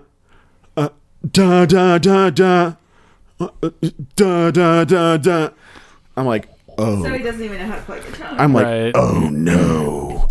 So I'm looking at him. I'm like, this is not good. Not good. We go through the whole song with it. I'm like, so how did that feel? Because I'm trying to get him to understand he is way out of his depth in this audition. Right. Over his head, man. Yeah. And so he looks at me and goes, well, I think with a little practice I could figure it out. And I'm like, really? you would think that before you showed up to the audition with a little practice, maybe you could figure it out. But then he looks up at me. He looks up at me and goes, how do you play an F chord? And I didn't do it, but what I wanted to do is like this. And for those of you who aren't in the room with us, John's practicing good radio again. There's birds right now. I use one of my 5 fingers on my right hand. I'll let you figure out which one for the F chord. So, but at this point, I have become mute. Right, because you're like, if I say anything, it's not going to be. No, it's because it has gotten so awkward for me as the guitar player to watch this happen. And with my experience having given lessons before and knowing that this guy knows how to play jack crap. you know that moment in a social situation where everyone in the room doesn't know what to say? Yeah. And it's obvious to everyone in the room that one of these things is not like the other. Right. And you feel really bad for that thing, and you don't want to be a dick. And so you're trying to find the nice way to say, yeah, bro, this isn't going to work. But overly nice guy drummer's like, well, let's give him another chance. No! So we played another song with him. Just as bad. And now my social anxiety is firing on all levels it's through now. the roof at this point. I have become mute. I can't look at him. I literally, he's kryptonite to me. I'm Superman. He's kryptonite. If I look at him, I'm going to fall down, die, and throw up and crap my pants. And not necessarily in that order. You might die And then first. bury your hand in the center. It was so bad. And it's just like, I can't look at you. I can't be here. I'm like literally mentally trying to find a happy place. Like I'm going through a traumatic situation. You were for like somebody Happy who has, Gilmore, and I'm literally having a mentally damaging moment. Like that was a moment of mental trauma for me. And then when we get to the end of it, all of a sudden, I don't think it was until in the middle of the second song where he realized this was a bad idea. yeah. And he's like, well, guys, I just, at the end of it, he's walking out and he's like, well, guys, I just want to thank you for doing this. I'm living in a halfway house right now. And I just wanted Talk to put about a knife to the gut. We're like, oh. He's like, I just wanted to put myself out there to give myself the experience. And thanks, guys, for letting me try out. And he's like, but, stylistically, this isn't really what I'm used to playing. So he's like, what I normally do is stuff like, and he said something, and he started to try to play that one guitar line that everybody knows from Pulp Fiction, that really flamenco sounding, and he's basically just sliding his one finger up the E string while he's playing this. I'm like, playing with one finger on one string does not a guitar player make. Yeah. It's like any slob can play Happy Birthday to You on one guitar, on one string of a guitar. That doesn't make you a guitar player. So it was super awkward. Sounds really fun. Yeah. It was one of those moments where you're like, I feel so bad for this guy. I want the pain to stop. Right. Because this is hurting you, and this is hurting me, and I just can we just drop the facade and just make it stop? It's like, Please just don't make us say no. it ended with a we'll let you know. we'll call you. Don't call us. We'll call you. So It's not us. It's you. what about you, Aleisha? Do you have any more horror stories from auditions that you'd like to share? Oh. You are the guest, and I've been talking far no, more. I it's apologize. okay. I have so many. It's ridiculous. I think for me, some of the experiences I've had that you and I were talking about have been because I'm a girl. Mm-hmm. People hit up on Craigslist, well, I'm going to get to bone the singer, and that's what I'm going to come try out. And they realize that's not what this is about. This is like a working relationship, and so... yeah, those have always been really fun. Now, I remember when you first told me that completely changed my perspective on how women are treated in music, but not specifically music, but I was shocked that it was happening within the Spokane scene specific. Yeah, and I know Jalen has had the same issues, and a lot of my friends in Seattle, and like everywhere, this is what we experience, is that we're there strictly for dudes to drool over, and that's why they're there, and we need to just shut the hell up and just sing, and that's it. Yeah, I remember the first time you told us that, my jaw kind of hit the floor, because I was like, there was such a foreign concept to me as a person. It was like, well, girls can be musicians too, so why would you assume that they're just there for, sexy time? Right. Or guys are just considering like we're competition too, and it's not just like how guys compete with each other, but it's on a different level that male musicians compete with us. And it's stupid because it doesn't matter if you're a guy or a girl, we're all just trying to do the same thing, and we're all going through the same shit, so we should just be supportive of each other. Right. So I guess maybe my perspective probably came from the fact that I was all through high school I was in choir. And so you're with women all the time. I was, and when I was taking piano lessons as a kid, I took from a gal named Mary Toy, and she was like, and this isn't to my own horn, but she was at the time she was the best piano teacher in town, and there were students in her class, because she did stuff where she taught us individually, but then we got together as students. She would do class sessions, and I was in music classes with girls and which mainly with guys. Dominate in choir. It's mainly girls, right? a lot And of times. so, but I was in the select choir and in the chamber choir, and so my entire music experience up until we started the band was co-ed. And I was and never was I in a situation where males dominated females in the musical arena. It was always we were equals. Yeah. There were always girls that were musicians that were at the same level as me, or sometimes better. They were better musicians than me, and so I never looked at women as like you're just here to be a sex object. It's like, no, you have valid place here because you're a musician. Like there's the distinct possibility that you're a better musician than I am. Right. I approach every situation like that. Like I'm probably not the best musician in the room.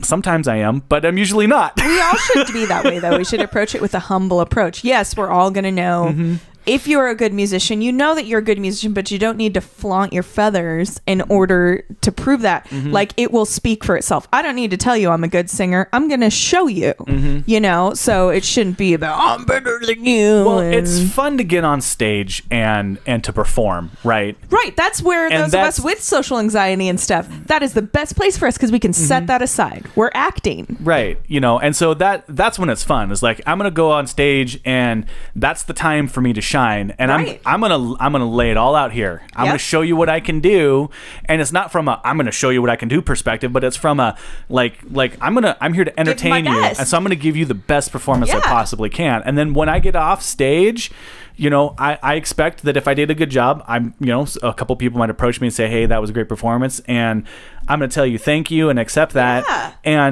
But then I can't wait to see somebody else get up there and give a good performance Right, too. exactly, because that's what we're supposed to be. This is supposed to be our community. We are supposed to be each other's Right. biggest advocates, and that is Right, not Right. the case. My favorite shows are the ones that I go to, and especially they're ones where we discover another local band. Oh, man. Like the time when we were at the Pin and we saw a 10-speed pilot for the first time. We were like, who are these guys? Right. These guys are awesome. Like Right. we love this band. Yep. You know, and that's awesome. It doesn't And always work out that way. It doesn't always work out that same, way. Same No. show. There was a band of like 6th graders or 7th graders who got up on stage and were playing Tool songs and stuff like that, and were basically beyond themselves with their capabilities. And, But they pulled it off. I know, but what I'm saying is, I looked up there and saw the raw talent, and I'm like, I hate you. They're going to be so good. But then you think there's going to be good future musicians. Right. That's how I see it. Like, I'm not a young musician. I'm pretty seasoned, and I'm excited to see the new bands coming out and get some of the older crap out and get some new stuff in, because that's how it's supposed to be. Yeah. We are not supposed to burn the ladder for those of us trying to rise up. We are supposed to help them. So that's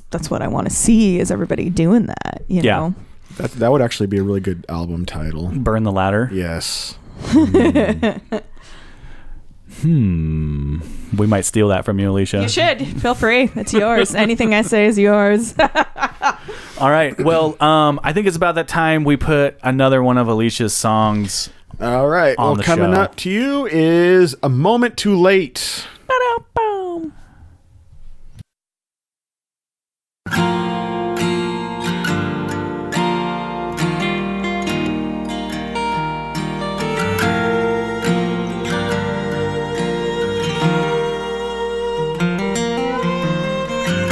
Standing in the dark, all I see is your face, the lingering touch of our last embrace.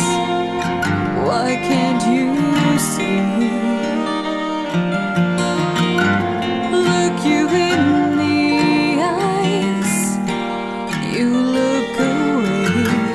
I reach out my hand as you walk the other way. Why can't you stay?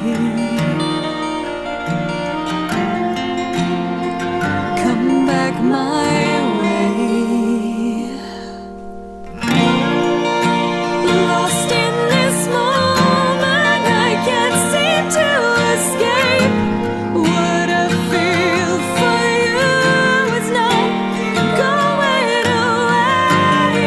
You're a piece of the puzzle I never knew was missing. Every part of you is what I desire.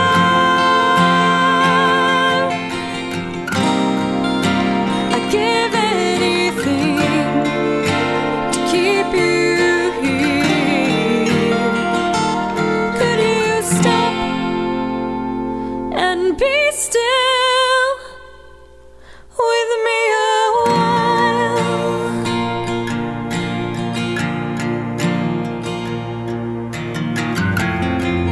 This game we play of pretending not to care, going back and forth is not going anywhere. You're still here. When I touch your skin, the madness disappears. Gaze upon your face, let it all fade away. Just hold me near. Makes everything so clear.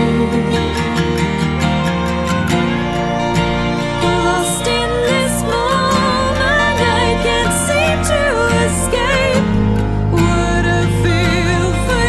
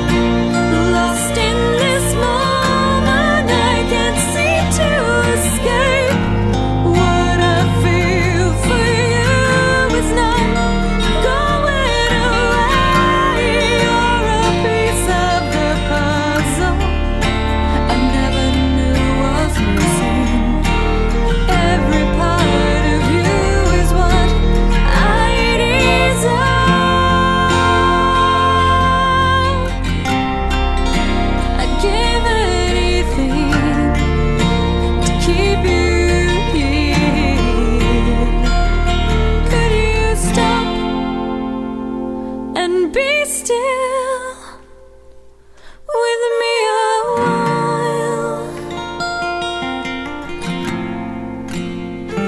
With me a while.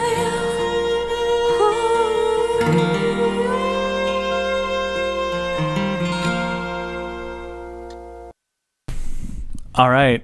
Well, that was a moment with A moment too late. a moment too late. I almost said a moment to remember, and as soon as I started to say it, I was like, "That's not the song title." And like we just announced what the song is going to be. How could I have forgotten the song title already? During the song, though, I was made aware that Tim had screwed up the mix, God damn it, Kim. and he apparently That's my fault. apparently That's my fault. I invoked the name of Tim earlier let him in out, the show, didn't ya? and then he snuck in. Damn it, Tim! Stay out of our studio! We got him back in his cage. he Don't had- worry. He apparently had Aleisha muted through half of that last bit there, so Tim is a giant Curses, suck. Tim! I will try to fix it in the mix before this gets dispatched, but it comes down to the original signal. I apologize. Tim is John's a giant just trying to suck. say something to me. It's Tim's fault. I blame Tim. I blame Tim. Tim. Just so you know, Tim, your coming for counterpart you. in the wasteland, we murdered him. Coming for you, Tim. It's not unlikely. We're not without our own means. I'm coming for you, Tim. So a moment too late. Let's talk about a moment too late. So, Moment Too Late was the second one I wrote, recorded with the same guy. And it's funny because I wrote that one for a boyfriend I was with at the time, and then halfway through writing it for his birthday, I broke up with him. And that's why it's called A Moment Too Late. Because by the time I recorded it, it wasn't even his song anymore. It was just, well, here's this song. So I used a clever title to That is clever. but it was cool because that one has a mandolin in it, and my friend I recorded with used to be in a traveling Christian band and like knew all these musicians and stuff, and so we brought him in for that, and it was Cool. a lot of fun. Yeah, so it's cool. Right on. Now, I'm taking a look at your solo CD that you handed me when you came in here. And I'm looking at the track titles. And the last track on here. Oh yeah, because that was right when Greg and I first started So writing that. the last track on here says Always. Is it that It's always it is. I love that song. Oh yeah, and that's the raw always, like when we first, because that's the very first one Greg and I wrote too. So it's my favorite too. In a still to this world. day. In a world where John's favorite Heart of Veil song pops up on every Alicia Oh. Simpson's project. It does. It is. Yeah, it always does. It's essentially our Burn Your Wings. Yeah, it's true. Aw. We've recorded Burn Your Wings three times now. And it sounds different each time. That's all right. That's good. Your songs should evolve and get better as you do, right? This one has a bit less keyboard in it. For the better. And so, and the keyboard that is in it stays in tune. Did you play keyboard when you first came out, Eric? When in the first iteration of our band, I did play keyboard for quite a while. Cool. I had an Alesis QS8 that I bought right after I graduated from high school. And I had that keyboard for years and years and years. And so that was the keyboard I brought to the band. And then we also had another keyboard that we borrowed, which was a Korg Triton, a full-size Triton. And so I actually had, I still have it. It's still the keyboard stand that I use when I do drag my keyboard out. But I had I would play them both at the same time. I had a double keyboard stand with two He's got hidden talent. with two 88 key keyboards. I had these two weighted monster keys and weighted everything. keys and everything. That's what I have. Trivia. So I had these two monster keyboards on stage with me. But the Alesis over the years developed this one winter. I didn't really have a good place to store it, and so I stuck it out in my garage. And I don't know if the motherboard got warped or something from the condensation from heating and cooling and stuff, but it would on certain patches, the tone would fade. And so you'd play it and it would go, if you ever find our original album, Which you won't. There's a track on there I mean, called... I do know the name, so I have There's a heard it. track on there called The Journey. And there's an organ patch on there, and then it goes, "Ba, ba, ba, ba, ba, ba, ba, ba, ba, ba, ba," and that's the sound of my keyboard not being able to maintain the pitch properly. No, sir, that is the sound of your keyboard dying a slow and painful death. And so what would happen is if you held a note on the keyboard, it wouldn't sustain the same pitch. It would start to just bend the pitch down. And so if you hit a C, you know, it'd be like, bang. It was just, It's very it was 80s. just, yeah. And so the thing is, the way that it sounded, it actually kind of sounded cool. So we didn't re-record it, or we didn't put in a MIDI patch or anything. We were just like, no, that's it. That's what we're gonna go with. we're doing it live. So yeah, that was my poor, sad, dying Alesis. I don't have it anymore. I replaced it with a Kurzweil. And now he doesn't play keyboard in the band. Yeah, and then shortly after I dumped like $2,500 on a new keyboard, we were stopped playing? like, let's take the keyboard out of our act, because it's weird having a frontman trapped behind a keyboard because he's not Elton John. It is hard. Or Billy Joel. So Well, okay, so like football teams, you know how they watch films of themselves playing Yeah. to figure out what they can do better. Yeah, bands should do that too. We did do that for the first few years of what we'd always have someone there that was recording. Mm-hmm. And we were like, oh God, we're boring. yeah, because no one was moving. Because everyone. Right. You'd have me and Lee just standing there playing guitar, just kind of staring at our hands, playing guitar, and then our drummer would just, drummers can only do so much. Right. There's some. And Yeah. our original bassist was my stepfather-in-law, who was eventually replaced by Ethan, for reasons that we don't need to go into because they're in the past, and I don't want to stir up family drama. But and then there was Eric, who was our lead singer, and it's the front man is who stirs up the pot. Right. So if you're trapped behind an instrument, you Right. can't So really. he stacked behind a tower of keyboards. Like this thing literally came up to his shoulders when it was all loaded. Yeah. And so you're watching him, and he's sitting there singing his balls off, but he's sitting there pounding away on a keyboard. So all he can do is just stand there and sing. And I tried to do stuff where I tried to turn it so that people could see what I was doing, but He no was still matter just- which way I turned it, it was still kind of obstructing someone's view, and I'm still stuck Standing. in one spot. I mean, standing. all he can do is sit there and do the freaking can while he's playing the Yeah, keyboard. Right. And so it's just a matter. We got to a point where it's just like, dude, we gotta kill the keyboard because you got to be out there stirring it up, because we are not Yes. Well, and that's why we never had me play the keyboard, because Greg was like, I want my singer to focus on singing. Yeah. So that was kind of how we were too. Because it's true, if you're trapped behind, it's different if you're just doing the intro and then you go out. Like that's what Amy Lee does. But unless you're doing that, there's just no. Yeah. So Speaking of Amy Lee, you're a big fan of hers, aren't you? Oh yeah, she's my hero. So my question for you is, in the earlier days of Aleisha and Greg becoming Hard of Veil, it's probably not so prevalent now, as they aren't as big as they used to be, but how often were you guys compared to Evanescence? A lot, because my vocals are so close to Evanescence that even now, like when I did that recording last week, oh my God, you sound just like Amy Lee. And it's not something that's purposely done. We just have the same range and the same tone and everything, which is fine. Like, I know some musicians hate being compared to other musicians, curse. Yeah. but I don't mind it, because if it's someone that I admire, like when I first came out, I got compared to Ann Wilson of Heart too, and that was a huge thing for me. Like, well, that's one of the best singers there is out there, so cool, thanks. I think someone compared us to Stryper once, and I was like, thank you.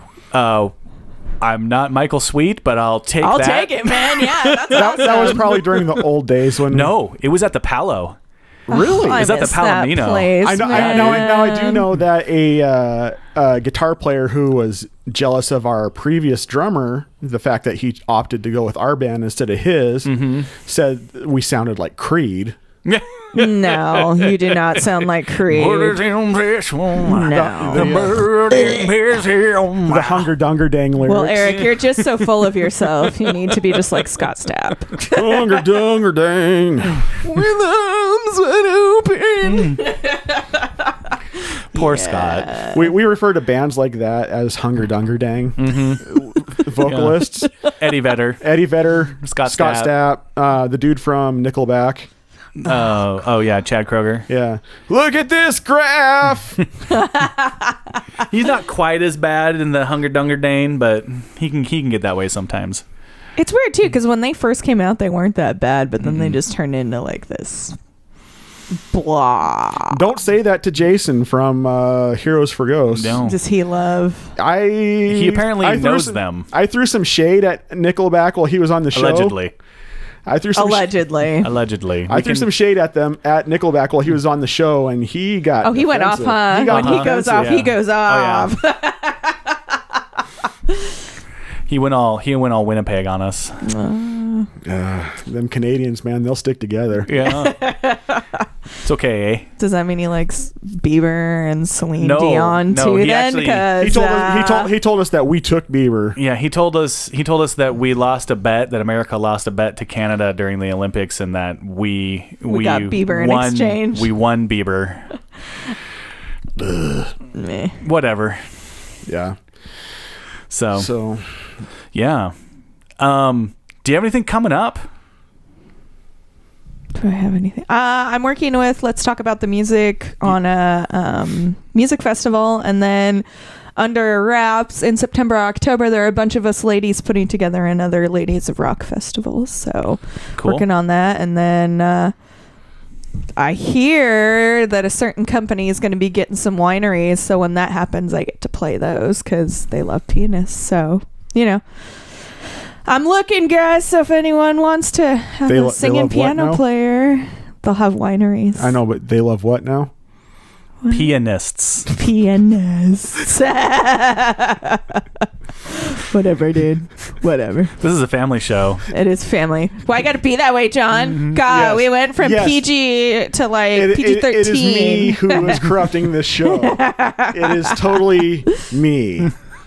No, but yeah, I'm always willing to work with whoever. So, anyone who wants a female vocalist, I'm willing to lend my talents. I am not going to commit to a band for a long time, but I am willing to work with other projects and help them. So, All right. yeah. You heard it here first. Aleisha Simpson. She's on the market. I'm on the market. I'm available. She's a free agent right now, Spokane. That's right. I do what I If want. you want yourself a grade A singer, If you want to be Aleisha-fied. Don't hire me. Just kidding. Pro level, baby. she plays piano, she sings, I she learned writes her own songs on the fly. I mean, I've done it lots, so. She slices, she dices, she makes julienne fries. But wait, there's more. I do, actually. I make a mean cup of coffee. And If you want a female vocalist you can hit on and get rejected by, call Aleisha Simpson. Oh, God. And there will be lots of rejection. So if you're into that thing. If you're a masochist, hit me up.